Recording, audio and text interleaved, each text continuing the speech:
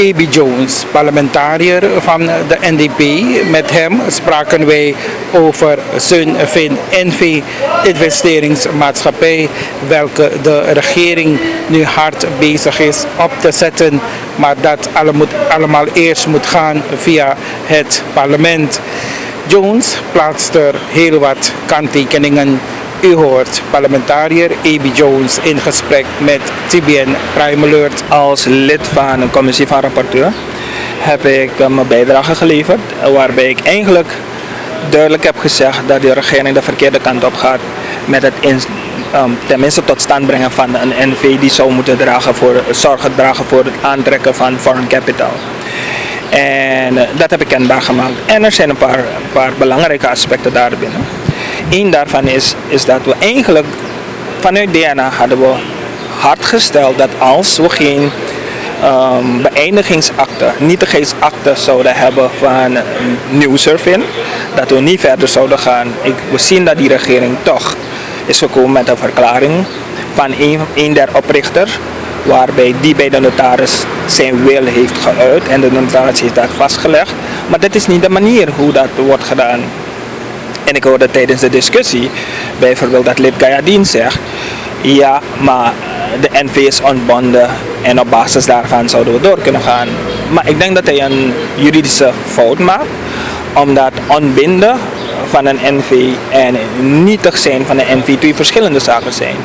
Ontbinding vind je meestal in de statuten, de manier hoe een NV ontbonden zou kunnen worden. En het is simpel, omdat het daar de aandeelhouders zijn en de oprichters. En zij mogen zeggen van, weet je wat, op basis van bepaalde structuren en bepaalde regels gaan wij nu datgene waarin we samen zijn, gaan we ontbinden. Dat kan. En daar vindt er wilsovereenstemming plaats.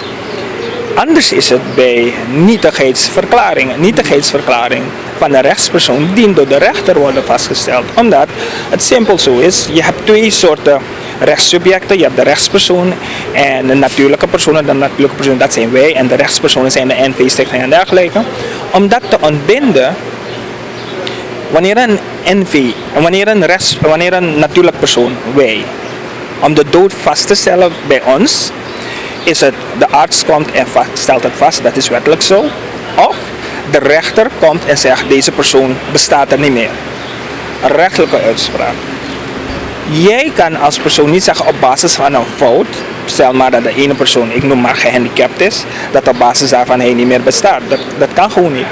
Zo ook een NV. Een NV wordt geboren op het moment je de statuten bij de notaris hebt samengesteld en dergelijke. En een andere formele handeling, het wordt ingeschreven in je register bij KKF. En dan heeft het leven. En wanneer het leven heeft, de enige manier hoe je het leven eruit kan halen, is als de nietigheid wordt verklaard. Als je zegt, het heeft nooit bestaan. Maar dat moet ergens vastgesteld worden. Door wie? En dat wordt door de onafhankelijke rechter vastgesteld. En natuurlijk ontbinden heb ik al aangegeven hoe dat gebeurt. Daarnaast zien we dat die wettelijke bepaling, het concept dat ze hier hebben ingediend, te veel ruimte biedt aan de regering om te doen wat die wil, zonder met DNA af te stemmen. In je machtigingswet wordt bijvoorbeeld aangehaald dat als er wijzigingen moeten plaatsvinden in je statuten en het doel en de structuren van je NV gewijzigd zou moeten worden, dat DNA geconsolideerd moet worden, geconsulteerd zou moeten worden. Geconsulteerd betekent dat je eigenlijk niet hoeft mee te nemen wat DNA zegt. Je hebt me geconsulteerd en dat is hem. Maar een dergelijk gedrag hebben we ook in het verleden recentelijk nog gezien, waarbij de minister van Volksgezondheid en zijn deskundigen zijn gekomen naar COVID-team van DNA en ze hebben COVID-team geconsulteerd met betrekking tot de maatregelen die men wil nemen. Uiteindelijk hebben we onze feedback gegeven, dit is het, de minister heeft het afgekondigd om kort daarna vanuit de president te horen van nee, het gaat lekkertjes niet door. Dat betekent dat je het gezag van DNA hebt gedesavoueerd. Dat je ons eigenlijk ziet, hoe la vorm kom je voor een zekere maatschappelijke draagvlak, maar eigenlijk hou je geen rekening met wat we zeggen. Nu, als dat daar kan gebeuren, kan het ook in deze wet gebeuren. Als we die ruimte laten. Dus ik stel voor, althans ik heb voorgesteld, dat het expliciet wordt opgenomen in die wet, dat om enige verandering te brengen, wijziging te brengen in de statuten, dat je terug moet komen naar DNA. Omdat wij je dan breed kunnen dragen. En die verandering moet ook niet zo makkelijk kunnen met 26 stemmen. Je moet het doen met een zekere mate van meerderheid. Je kan gaan naar 32 of je zegt, gek, 40. Wat ook het oordeel is van KKF, doe het 40. En dat is precies wat ik zeg. Maak het moeilijk voor een regering om te komen om iets te veranderen. Omdat dit instituut, de bedoeling ervan, zou verder moeten zijn dan slechts een toevallige moment om geld binnen te halen. Als we kijken naar Singapore. Singapore heeft een instituut, een investment instituut, waarbij het is jaren stand gehouden. En het nog steeds. En het heeft zijn vruchten afgeworpen. En daarom heb ik in mijn spreekbeurt ook gezegd, een van de grootste problemen die wij hebben in Suriname, is dat het moment we onafhankelijk zijn geworden, of tenminste na aanloop naar onze onafhankelijkheid, hebben we voor onszelf geen blauwdruk gemaakt welke richting op we willen met Suriname. We hebben het gewoon niet gedaan. Dat betekent dat vanaf 75, nadat we onafhankelijk zijn geworden, we eigenlijk niet precies weten welke richting op we gaan. We weten het niet. Ik durf te wedden dat geen enkel persoon me dat kan zeggen. En natuurlijk zijn er ideetjes hier en ideetjes daar en dergelijke. Maar waar staat het in een document wettelijk vastgelegd dat dit de richting is waarop we moeten gaan? Omdat alleen dan je kan toetsen waar je bent na 40 jaar, na 50 jaar, na 60 jaar. Nu kunnen we dat niet toetsen. Maar het leuke daarvan, van een blauwdruk, is dat je die ruimte kleiner maakt voor welke regering dan ook om zijn eigen richting te bepalen. Wat je wel doet, en ik vind dat alleen maar eerlijk, vanuit je democratische principe, die regering die komt, moet die ruimte hebben om naar eigen inzicht invulling te geven aan jouw blauwdruk. Dus jouw blauwdruk moet niemand aankomen. Maar die ruimte moet er wel zijn om een beetje de invulling daarvan en de uitvoering daarvan daarmee te kunnen spelen. Zo ook moet je zien deze wet. Deze wet moet een blauwdruk zijn voor het moet passen in een groter plaatje. Het past nergens in, het past niet in een investeringswet, het past nergens in. Het is deze regering die vindt, om geld binnen te halen wil ik die richting opgaan. Na 5 jaar komt er een andere regering en zegt, Sir Sonfin is een spijder geweest, het heeft geen vertrouwen, dus we gooien hem overboord en we komen met iets anders. Zo blijven we continu. À la investuur, à la CDS. Ja, we beginnen elke keer opnieuw. Terwijl met een blauwdruk je dat niet hebt. En natuurlijk zijn er andere inhoudelijke zaken die ik heb aangehaald. Een ander punt is, waarmee zijn we nu bezig met deze NV? Is het een bankinstelling? Is het een financiële instelling? Zoals je weet, alle bankinstellingen zijn financiële instellingen. Maar niet alle financiële instellingen zijn bankinstellingen. Maar het moment er sprake is van een financiële of zij een bankinstelling, moet je onder toezicht vallen van de centrale bank.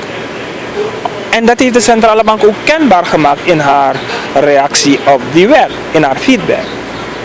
En daarmee ben ik ook eens, omdat er zal sprake zijn van een NV die foreign capital naar binnen brengt. Het moment je geld van anderen naar binnen brengt, verwachten die mensen die dat geld in jouw NV gestopt hebben, dat ze ergens rente vandaan moeten krijgen. Het moment je dat geld hier hebt in jouw NV en je het uit gaat zetten bij andere NV's en andere maatschappelijke groeperingen of organisaties die geld nodig hebben om te investeren, betekent dat die mensen jouw geld rente daaroverheen moet betalen. Dus er is heen en weer een vorm van geldschepping. Je financiën wordt heen en weer geschoven en verplaatst. Dat is een taak van een bankinstelling of een financiële instelling. En daarbij moet je onder de bankwet vallen. En natuurlijk onder toezicht van de centrale bank. En wanneer we dat omzeilen, dan hebben we een probleem. Dan creëren we een situatie waarbij er geen vertrouwen meer is in de financiële situatie.